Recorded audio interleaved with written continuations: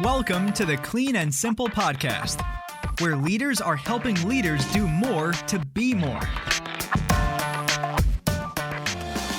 Whatever your work may be, we are dedicated to giving you the insights and tools we use in the field. Our people are our greatest assets, and they are here to share their unique thoughts with you.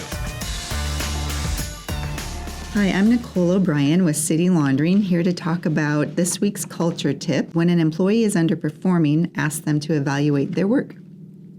So the reason we do this, when a direct report is underperforming, being told as much may put them on the defensive.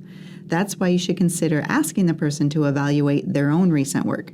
By doing this, you're going to open up the conversation, help understand whether their view aligns with yours, and determine any areas of potential misunderstanding. So ask the employee what their key metrics are, what are they being measured by, and whether or not they think they're reaching them. If both of you are in agreement, it's easy then to transition on to discussing solutions. If you don't agree or both of you have different viewpoints, it's easier then to explain what you've been seeing, cite specific examples of what the employee is doing that has fallen short of your expectations.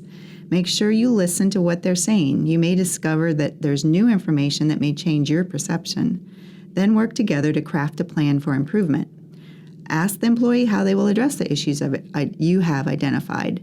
Agree on the goals, agree on a timeline for reaching them, and then agree how often you're going to check in on their progress.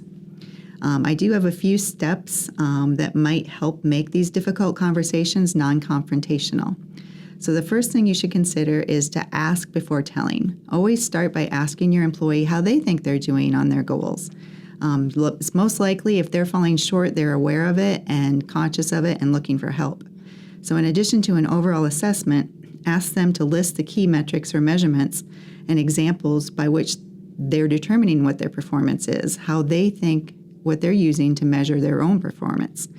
When you then know how closely your perceptions are aligned, you will determine what you need to communicate next to them. In the best case scenario, they're going to be on the same page as you, and then you can quickly move on to the next steps of your plan and how to improve. Sometimes you might just be in partial agreement. In this case, simply point out additional areas where you think they're falling short and how they can reach those goals, or look for different items to measure themselves against. In some cases, an employee may think that they're doing just fine. This is when you can share that you have a different view. You might say, it's helpful for me to hear that you think you're doing great. Unfortunately, I do have a different perception of your performance. I'd like to provide more information on how I've arrived at this, and then explore where we might be missing some information and what you need to do to improve things. The second thing that's important to do is to clarify the non-negotiables. So now that you've discussed the employee's performance and identified that there might be some room for improvement, you can provide a list of clear expectations and outline areas that are not negotiable. For example, explain what measurements or goals they're falling short on, what you're using to measure their performance with. Use factual, specific examples to clarify what is shaping your evaluation of their performance and what needs improving. Be sure to provide veritable facts, then emphasize your desire to help them succeed. It's really important to show them exactly what you're measuring them against so that they understand the specific areas where they need to improve. Another step you should take is to connect to the employee's goals. If possible, identify and connect the company's goals to the employee's goals. The employee may be more motivated to improve their own performance if it's tied directly to something they want. For example, suppose they enjoy building customer relationships. However, they don't organize their time well and perhaps miss deadlines. In this example, you could perhaps inform them that they will first need to deliver on the current priorities and demonstrate that they can handle the extra customer contacts if they want to spend more time building relationships. By asking your employee for their thoughts, you might also discover that you hadn't appreciated some obstacles that they were facing. In this case, you and your direct report can set more realistic goals for that initiative. By asking questions, you collaborate instead of dictate, thereby increasing your employees' motivation and engagement to meet those goals. Another step you should take is to describe specific behaviors that you're seeing. Be very clear about your employees' shortcomings by describing specific examples and behaviors you specifically observed. Telling someone you're not responsive is too vague and doesn't really outline a clear path for change.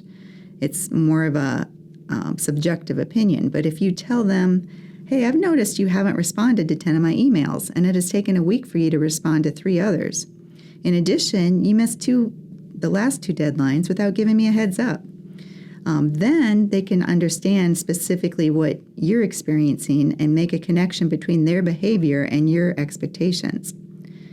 In addition, a critique like, I need you to be less conflict avoidant, really doesn't provide clear guidelines to an employee for what they need to do instead.